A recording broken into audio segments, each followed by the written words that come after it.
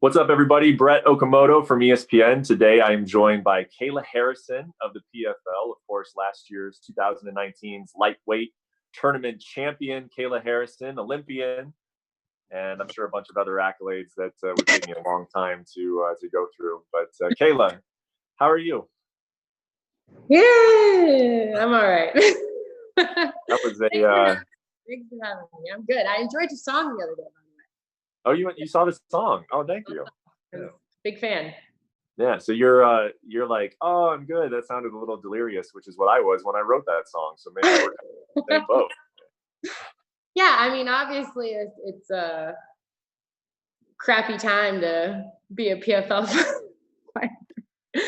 No, I'm doing all right. Everything's good. I'm trying to stay positive. I'm blessed. I have a fat mill in the bank and a roof over my head, and life could be worse. Yeah. Well, that's always good to have a positive outlook on it. But like you mentioned, PFL, they made a decision, and it's been about 10 days since they made that decision. They came out and they said, you know what, we've given this some thought, and we're going to shut down the season for 2020.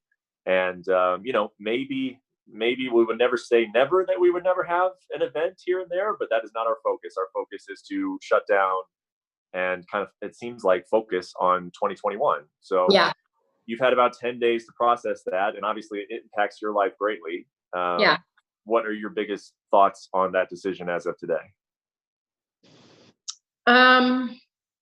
Listen, the one thing you can't buy in life is time, right? The one thing that I can't ever get back is time. And I can't afford to take 15 months off in the prime of my career without having a fight.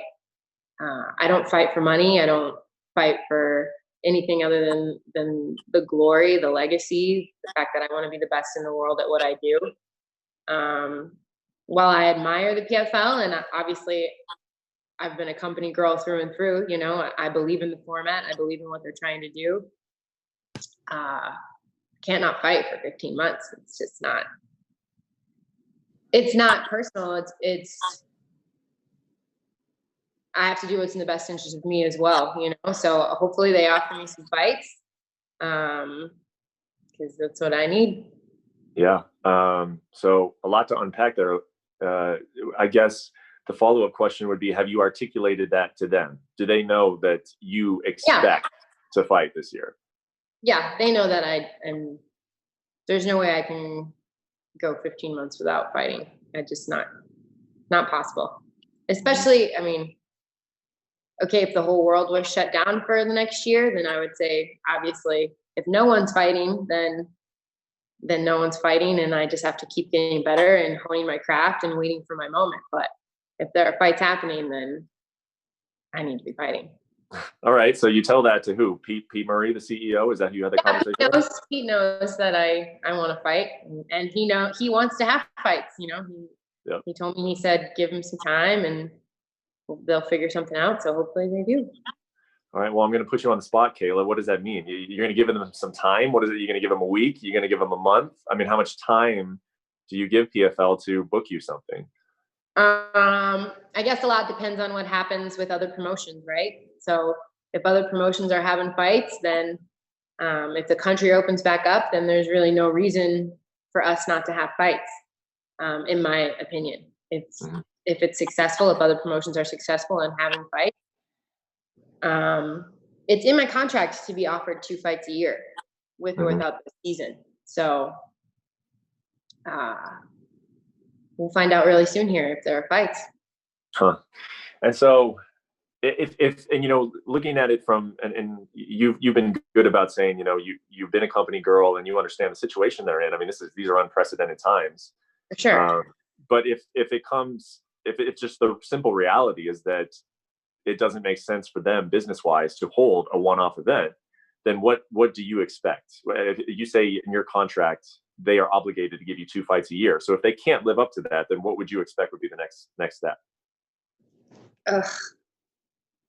I mean, that would be worst case scenario for me. Obviously, I don't want to. I can't not fight, so we'll see. Like I told you, the one thing you can't buy is time. The one thing that I want more than anything is to be the best fighter in the world. And I'm not willing to watch the world kind of pass me by. And I have to do what's in the best interest of me. So if they say business-wise they can't offer me 2 fights, then that's the contract broken, isn't it? So that would suck. That would suck for sure. I don't want that to happen. You know, I want to fight for the PFL, and they've been so good to me and believed in me and had my back from day one, and I want to have their back. And I do. I believe in the format. I believe in the system. I believe in making it more sport-based. I mean, this is like, I never in a million years thought I'd be like, oh, well, you can't fight for 15 months. You know, that's not, it's just not possible. I mean, I guess, is there any even opportunity that, you know, we've seen other athletes like take a boxing match, or you could do a jiu-jitsu tournament or something, you know, like would that satisfy it? Or are we talking you have to continue with your MMA? No, I don't want to be a boxer. I don't want to be a jiu-jitsu black belt. I don't want to be I've already been an Olympic champion, and those are postponed anyways. So no, I want to be the best in the world at what I do. I want to get in the cage, and I want to continue to get, you know, invaluable experience in cage time, and nothing emulates that. You know, you can't get that in sparring. You can't get that in the gym. You can't get that feeling anywhere else than inside of a cage. And that's my goal. That's what I do. It's literally like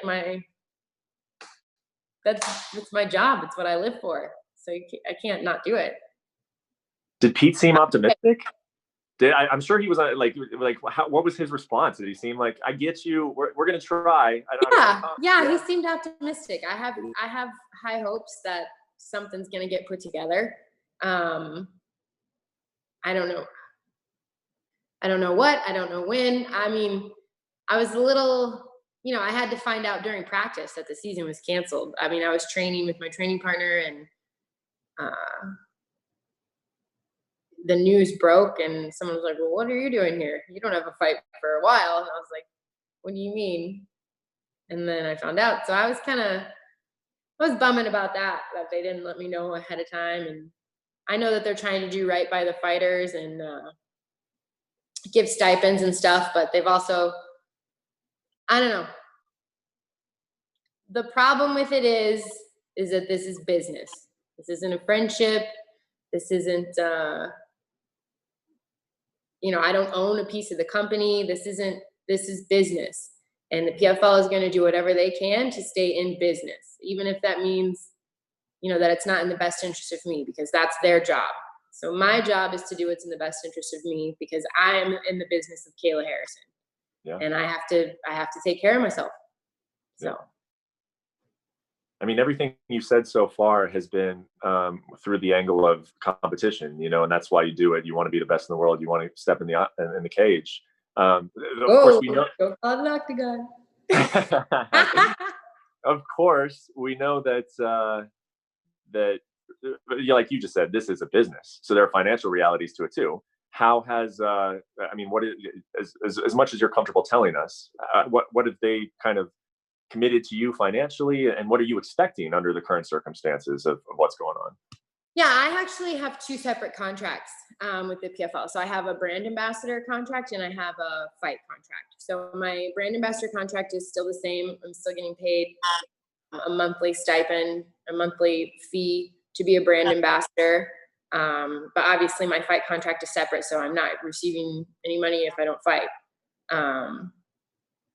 But like I said, money is not really, it's not a driving force in my life. So, yeah. This is a fight-based decision. This is a fight-based feeling. This is, yeah. I mean, this is can I really, okay, take all of the emotions out of it, take all of the good feelings that I have for the PFL, take the fact that I believe in them as a company, I enjoy working with them, I'm happy with them, take all of that out and just think about, you know, what is in the best interest of Kayla. Are you comfortable, Kayla, not fighting for 15 months? are you willing to sacrifice 15 months of your career in order to stay with or support a company that you don't know what's going to happen with them anyways? Yeah. And the answer is no. Yeah. I want to fight. Yep. Yeah. So in the event, and like you said, hopefully best case scenario, PFL decides to put on some fights. They honor their contract, and you can stay with PFL. Worst case scenario, they don't hold an event this year. When you look around the landscape, where would you want to go? What do you think would make sense for you? I don't even want to think about it because I'm a positive Polly, right? PFL's gonna have fights. I'm gonna fight for them. I'm gonna stay with them. It's gonna be good. Yep. But if that doesn't happen, then it's time to talk to my coaches and my manager and see what's best for Kayla. Again, it's not. I don't have any. I like the PFL. I like where I'm at. I like what I'm doing. I believe in the company, but I also know that in order to be considered one of the best, you probably have to go to where the best are, and so yeah, we'll see what happens there. Okay, and well, I'll say it. I think that it's pretty clear that the best. Most people would think the UFC, and we were all talking about you fighting Chris Cyborg for a while, and then she suffered a loss to Amanda Nunes. And I remember talking to you about how you watched that fight. You were in a hotel room and you were like cheering for Amanda because she's your friend, right? I mean, well, first of all, what is your relationship to Amanda Nunes? I mean, she's my role model. I mean, she is one of the greatest combat athletes of all time, and she's who I aspire to be like. And we're very friendly, and I like Amanda a lot, and I have so much respect for her. And yeah, I mean, she's the GOAT. She is my role model. Yeah. Was she part of the reason why you went to AT&T? For sure, 100%. I went there for a week. Like when I was trying out different gyms, I went to Frankie Edgar's gym, and then I went to Vegas, and then I came to ATT, and I had only been training for a couple months. And my second day there, I sparred her, and I had never been whooped on like that by a female.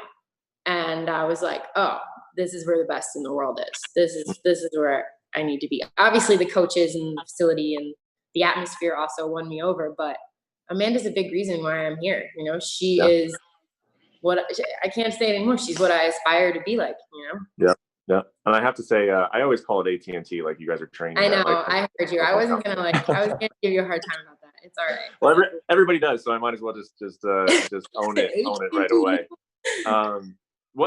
So after you guys sparred that first time, have you guys consistently sparred after that? Or was it just kind of a one-time thing?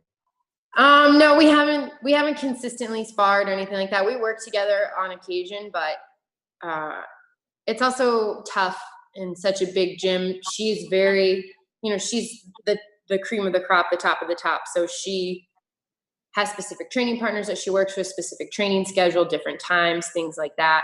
And, a lot of our last fights have been against strikers. So I'm not the best look for an opponent who's it's coming along though. It is coming along. It's getting better.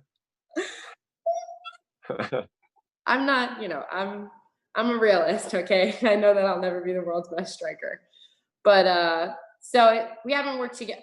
We haven't really sparred since then, but we go live, we drill, we do a lot of stuff. So was there anything that, did you get her at all in that sparring session? Were you able to take her down? Was there any small victory or was it just, I mean, it was a long time ago now. What happened? I mean, no. I remember the next day I had bruises all over my body. Like I even had bruises on my stomach, and I was like, what? Did I get hit by a truck? What happened here? So it was a great experience for me, and it's definitely one of the big reasons that I'm here now. And like I said, she's what I aspire to be. She's just her confidence, she's so relaxed. She had just fought Ronda not too long before that. So she was she read me like a book, you know. She was like, I know what you're trying to do. I was much different back then, though. I was a judo player in a cage. I wasn't an MMA fighter, so it was good. It's good being in the same gym as the greatest in the world. You know, there's no you can't substitute that, and you can't get what you get at HET anywhere else. I'm a pretty firm believer in that. So how have things kind of evolved between you two? Because, you know, when you met her, like you said, she had fought Ronda. So she, you know, was still early on in her title defenses, and she was 135. You're 155. You're in two different organizations. Yeah. And, you know, as she starts to win more, and then she beats Cyborg, and she's a 145. And all of a sudden, you know, I think it's just natural. People are like, oh, that would be a fun fight, you know, as you're coming along in your career. And she's at 145. Has that changed the dynamic, I guess, between you two at all? Has it evolved over the years? No, I mean, I think we both are at such different places in our career. Like I'm always at PFL, and I'm fighting 155. I mean, she even told Cyborg after they fought, she was like, I'm not a 145er, but my teammate Kayla is. And I was like, thank you. So I haven't really, I mean, listen, I also come from a very different background. Like in judo, you train with all of your opponents, you go to tournament, you fight, and then the next day you're all on the mat, you know, doing randori or sparring each other. Like the month before the Olympics in Rio, I was in France for a training camp, training every day with the girl I fought in the finals. So it's I have a totally different mindset. Like I'm not like, oh, Amanda's my competition. Like I don't feel like that at all. I hope she doesn't. I don't know, but I don't think she does, because we have a really good rapport, and you know, her and Nina are just great people. And I mean, I don't think it's weird, but obviously now that we don't know what's going to happen in my career, maybe I don't think it'll affect. I mean, she's so cool. I'm so cool. We're good. You guys are both cool. I would agree with that. You are cool people. Thanks. I mean, I'll be honest. I feel like, I mean, you want to be the best in the world. She's considered the best in the world. She's considered the best of all time right now. I tend to think that at some point or another, I'm going to be, you know, sitting on press row or in an arena somewhere, and it's going to be Kayla Harrison versus Amanda Nunes. Do you? I mean, I don't think that that's anytime soon. And if it does happen, you know, my hope is that we do it with respect and mutual respect, and you know, we don't become Jorge, Colby. You know, I would never want to be like that. I respect her too much, and that's a long way off. You know, you're talking, I'm still in the beginning of my career. She's the greatest of all time. I know I have a lot to prove to even be able to consider, you know, being ready to step in the cage with her. And I understand that, and I respect that. And look, I'm not calling anybody out or asking for anything. I just want to fight and keep getting better. I know that I have a uphill battle, and I know that I'm in the middle of it. I'm in the middle of the journey. I'm in the middle of the process, and I have to trust the process. But part of that process is fighting. So I have to fight. You know, it's not going to happen overnight, but I believe, you know, in myself, and I believe in my coaches, and I believe in my team, and I believe in, you know, the steps that I'm taking. And I know that one step at a time, I'm going to get there. Climb that mountain all over again. Well, I mean, I don't want to get into it. You've been really great about answering all these questions, honestly. And I know you don't have a lot of answers, and you want to give PFL some time. I mean, it's like, you can't just like make these decisions and then they're like, oh, you want to fight? You really have to fight? Okay, we'll make sure we create events. You know, I'm sure that this is going to be a progress. But I mean, I get it. Like, is it you want the two fights? You have to fight twice, or like what they were like, hey, if we got you like one, you know, could you like how much are you willing to bend on this at this point in your career? I don't know. Obviously, like I said, I love the PFL. I love being a part of their company. I want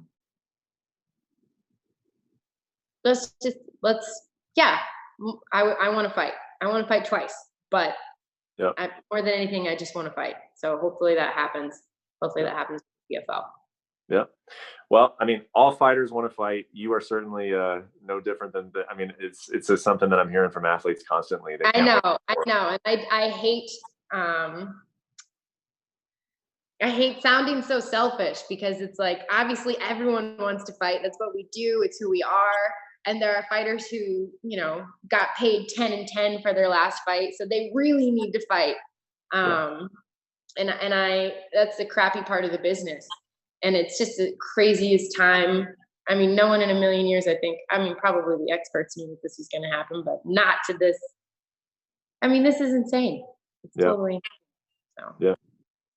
No, I think your position is valid. To take 15 months off in the middle of a developmental part of your career is a tough pill to swallow. So no, it would definitely be.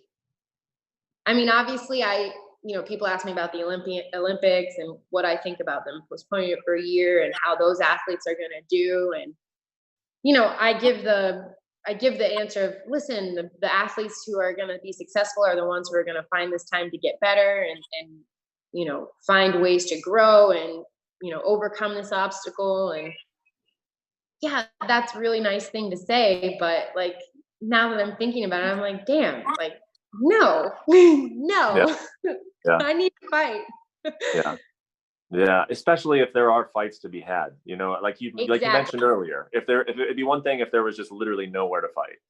Then it's totally different. I would shut my mouth and I would be like, okay, it is what it is. But if fights are happening, then I need to be fighting. Yep. Well, we'll obviously see how this story develops. It's impacted you. It's impacted a lot of people at PFL. I know Pete is like you said, he's trying to do what he can to keep his business going as much as possible. Yeah. When I spoke to him, he said that it wasn't a focus of his to have live events this year, but that, they would approach it on a case-by-case basis. So I guess it's just a story to play out, and we'll check in with you again. In the meantime, are you going to stay in shape? Are you going to be training? What is like your strategy in terms of? I've been training. I haven't. I need structure in my life. So if you take away training, I understand why people day drink now. I get it. I didn't go to college. I never really partied. I've never really had that lifestyle. So it's best just to keep structure and to keep training. And, like I said, I want to fight. So I'm going to keep better. And I've made a lot of improvement just since my last fight. So I'm excited to get back in there and show the world an even better Kayla. Yeah. Well, we wish you the best of luck. If there's one good thing that came out of the quarantine, you got to experience day drinking, which is, I think a positive. One day, if you call 2 glasses of wine day drinking, but it was it was like the middle of the day, and I was like, I'm gonna have a glass of wine. I'm sure. Yeah. And then I was like, what am I doing? Who am I? Like, quarantine is not really that much different from my regular life. Like, I basically just train and come home anyways. Mm-hmm. But I am not a fan of not having a goal, not having something to wake up for, sitting on the couch all day. Like, I am not, and I'm not one of those people either who's like, okay, I'm going to learn how to cook. Like, yeah, not my strong suit. I have gotten a couple new hobbies, but I'm already bored with those. I want to fight. I feel Give me a fight. I hear you. Well, we will cross our fingers. We'll wish for the best of luck. Maybe PFL can get an event or two in 2020, and I'll be checking back in with you and your management regularly because I want to see what's happening with you. Yeah. Well, hopefully we'll know here soon enough if some certain organizations. We'll know May 9th, won't we? Yeah, we'll see how that goes. We'll definitely see how the return of fighting goes, and then maybe we'll have more information on your situation. So, thank you so much for the time. We appreciate it. Thank you. Thanks for your awesome tunes. Keep pumping them out. I'll expect an album soon. I got you. Yeah. All right. Thanks for watching ESPN on YouTube. For live streaming sports and premium content, subscribe to ESPN+.